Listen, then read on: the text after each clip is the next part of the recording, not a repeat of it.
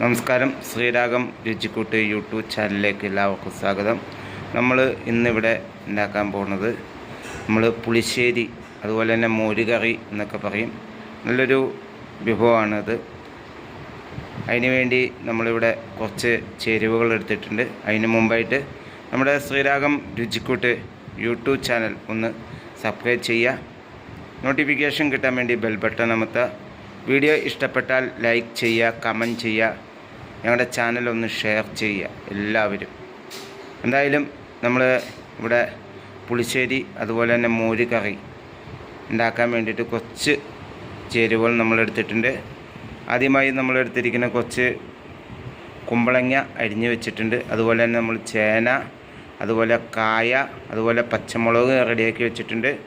പിന്നെ കുറച്ച് തൈര് നമ്മൾ ഗ്ലാസ്സിലെടുത്ത് വെച്ചിട്ടുണ്ട്.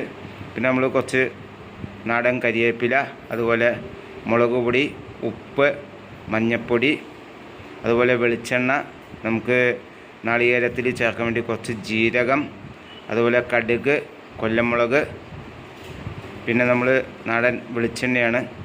അപ്പോൾ നമുക്ക് എങ്ങനെയാണ് ഇത് ഉണ്ടാക്കുന്നതെന്ന് നമുക്ക് നോക്കാം. അതിലേക്ക് കിടക്കാം. നമ്മൾ ഗ്യാസിൽ പാത്രം വെച്ചിട്ട് അതിൽ കഷ്ണങ്ങളെല്ലാം ഇട്ടു.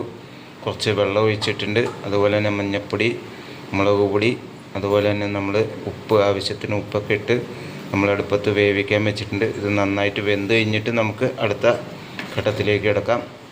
അടുപ്പത്ത് വേവിച്ച് വെച്ച ഈ കഷ്ണത്തിലേക്ക് നമ്മൾ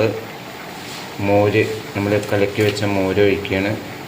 ഏകദേശം 1.5 ലിറ്റർ മോരോളം നമ്മൾ ഇതിലേക്ക് ഒഴിക്കുന്നുണ്ട്. എന്നിട്ട് ഇത് നന്നായിട്ട് ഇളക്കാനൊന്ന് നമ്മളിത്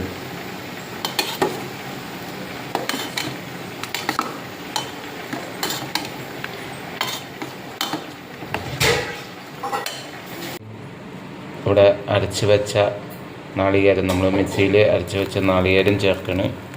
നമ്മൾ നാളികേരം ചേർത്ത് നന്നായിട്ട് നമ്മളൊന്ന് ഇളക്കണം. അതിനെ